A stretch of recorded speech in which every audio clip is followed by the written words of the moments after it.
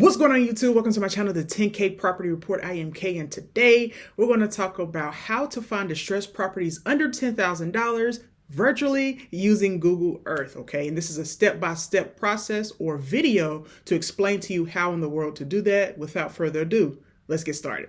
So first of all, you're going to go to Google Earth, okay? So wherever you're interested in investing in, whether it be Colorado, California, wherever, Indiana, wherever that city is, I want you to place that city into Google Earth. Now, for me, I was a little bit more strategic, and I was able to use specific coordinates to highlight a targeted area in my example. So for my example, I'm using Macon, Georgia. I did a video on Macon, Georgia.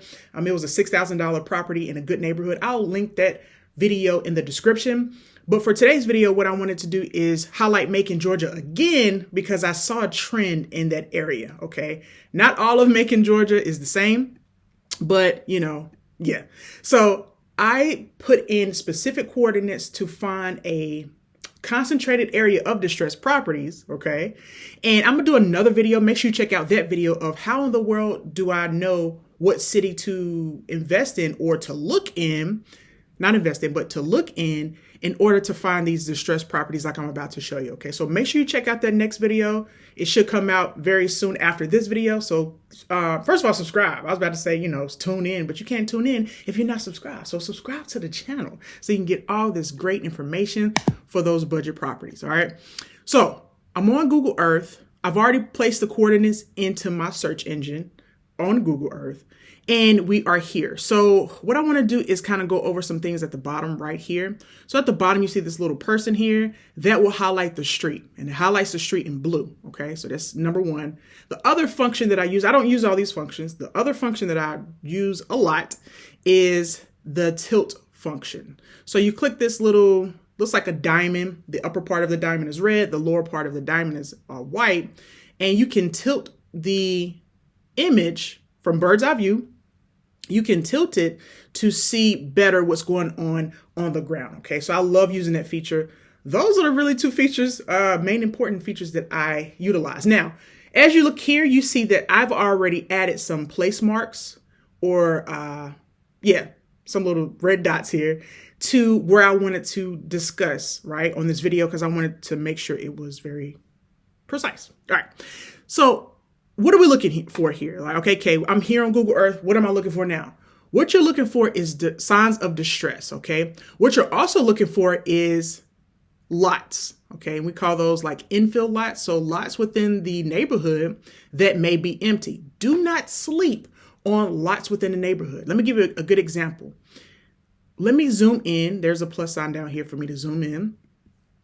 And you see this lot right here? So it looks empty, right? I would also contact those folks. Why, Kay? Why would you contact folks who have an empty lot here, right?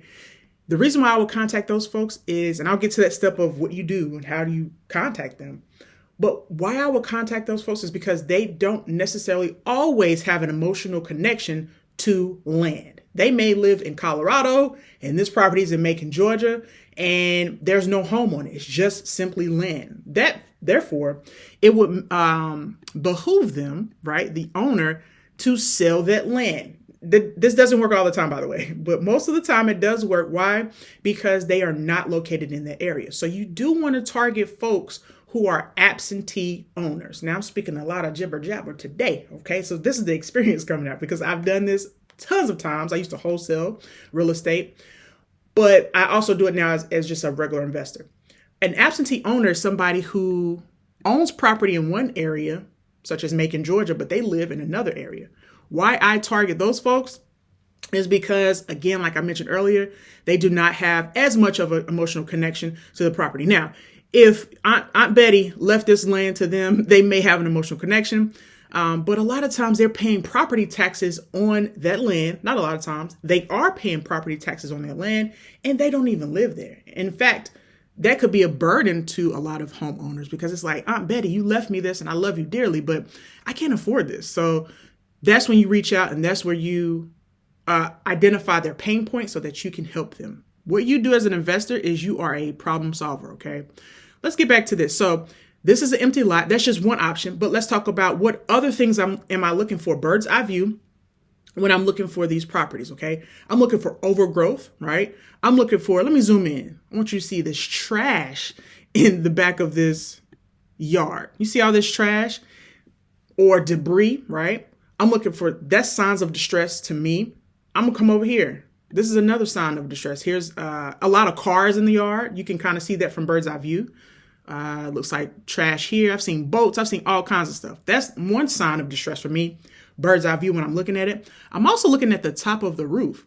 If I see water stains or that the roof needs to be repaired for any reason, that's a good sign, an indicator that, hey, this could be a potential homeowner that doesn't have enough money to purchase a roof, right? A roof is actually very expensive. And you want to look for those blue, typically they're blue tarps on top of a roof. That's a great sign of distress as well. Why? Because folks are, they can't do a whole roof. So they say, okay, let me patch this hole up, and put the blue tarp on the roof. So what I'm going to do is go street view. How do I go street view and check it out? I click this little guy right here and place him on the street. And I want to show you that this could be a homeowner. I see a car here, so that's why I don't necessarily think it's abandoned, but it actually could be. I see wood here, on the, it's boarded up a little bit. But clearly, look at the roof. And they did have a blue tarp here. As I spoke of that, you can see the tarp is in the back. You can see some remnants of the tarp that was on this patch right here, right? So whether somebody lives there or not, this will be a good candidate for me to reach out. Of course, looking at my comps, of course, knowing my end game or my exit strategy, I should say. If I'm wanting to rent it out, Airbnb it, whatever the case may be, living it myself, whatever that exit strategy is for myself, flip it, right? This could be a potential flip, but you need to look at the comps, right? I always suggest, great point right here, do your own due diligence on all these properties, right? So this is, you want to see the pride of ownership in the neighborhood as well. So this could be a good candidate. Let me go down further because I do want to show you, I think it's another abandoned property. This was the vacant lot that I saw from bird's eye view right here. And how I would approach it is I would definitely reach out to those folks who have those vacant lots as well, okay? This is another abandoned property. And I do remember from my marks, my red marks that I did highlight this one as well. One of these is owned by a corporation. And I typically don't go after properties that are owned by LLCs or corporations. It's just a little bit harder to get in contact with them, first of all. And also, they tend to say no. It's a higher probability that they'll say no, even if they're backed on taxes. By the way, this is a time for me to discuss property taxes, right? I also go after homes that I find here, right, that have at least 2 years or more of property taxes owed, okay? 2 years or more of property taxes owed, because that allows me to know once again that this is a homeowner that may not be able to afford this property. Therefore, I can kind of scoop in and try to get a better deal, right? And these are off-market properties, right? Which makes it even better, all right? So this is what I wanted to highlight on this road. There's a lot of overgrowth, meaning like the trees are overpowering, even from bird's eye view. Let me zoom in a little bit more. Even from bird's eye view, you can tell that this house in particular is overgrown. You can kind of slightly see the roof and it's just overgrown with trees. So when I initially looked at this for bird's eye view, I said, let me check out this property. So what I did is I zoomed in.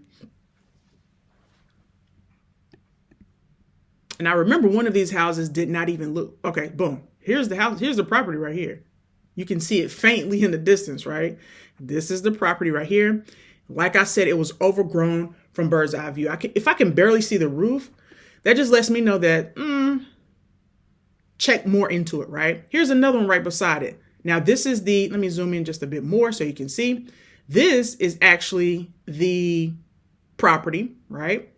But from street view, from the front, you can't see anything, right? It's completely overgrown. And you also see some of the things I was talking about earlier as debris, garbage. A lot of times when a property is vacant like this, I don't know if this is the same home, but this looks like another home. This is like 3 homes.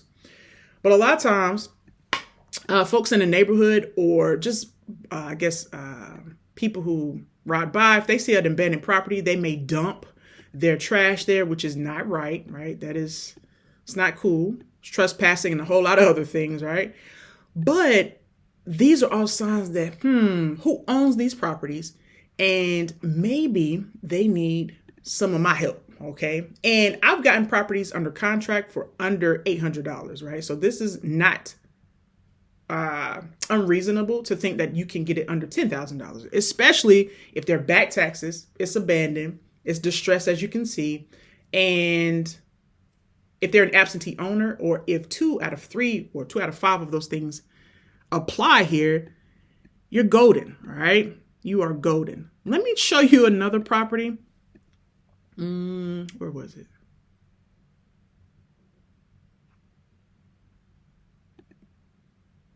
There was an investor. This property is actually active right now, literally on Zillow right now. They came in, they purchased this property for a cheap price. Let me show you. This is the subject property that I'm discussing right now, right here. Okay. They purchased this property for an affordable price, right? I forgot how much they purchased it for. I looked on the tax assessors. By the way, always look on tax assessors, cross-reference everything you see and go to tax assessors. But they purchased it for a low price. They flipped it, fixed it up a bit. And now it is on the market. And this may be hard to believe. And I'm about to show you the picture. Trying to get a good view so you can't see it really, but let's see. Okay. You guys are going to have to believe me. I've already, put in the address, but this is the property, right? They came in and they fixed up the property and now they're selling it for $85,000. My opinion, they're not going to sell it for $85,000. I don't know. Let me be quiet. I don't know. I don't want to, trample on their deal, right? But I've already looked at the comps and, it is what it is. However, my point with showing you this is that the possibility is there. And I don't know if they did this virtually. I don't know if they knew the person who owned the home. I don't know the situation as to how they bought the home, but they bought the home low and they're selling it for a higher amount. Okay. So that's the point, right? That's golden. So that's the end of my video, guys. I really wanted to show you, and I have many more that I didn't go over, but that's the end of my video. I really wanted to show you how in the world that you can do this from home virtually, right? These are off-market properties, not the one I just showed you. Somebody found it, scooped it up, right? But these are off-market properties and you can contact the owner. So that's the second step. Let me briefly discuss this. After you find the property, what you're going to do now is contact the owner. How do you contact the owner, Kay? Well, on tax assessors, it says their name, their address, and some other pertinent information. I've done videos on my other channel, but briefly, you can go to websites like True People Search or other free websites to find the person's phone number. You can contact them if that's what you wanted to do. You can find out how to get in contact with them so that you can negotiate a deal. Okay, so that is what I wanted to discuss with you guys. That's how you do the process. If you are interested in more of this type of content, you say, hey, Kay, this was good. Let me know more. How do I do this or how do I do that? Ask your question in the comment section. I may not be able to answer that question. I do have not consultations, but you can ask me a question via the description. But I will give you more insight on maybe another video. I'll give you another video on more insight of this information so that we and you can get it. And but let me know if you're interested in more content like this, and I'll be sure to make a video in the future, but it has to have a lot of folks be interested in it. All right. That's it of me rambling for this video. If you made this far in a video, I truly do appreciate it. In the comment section, comment 10K. It allows me to know you made it this far in a video, and I truly do appreciate it. Also, make sure you get the newsletter. It's a free weekly newsletter. It goes out each and every week to folks. Sign up. It's free, $99. So make sure you get that as well. Okay. Until next time, guys, you stay blessed. Peace.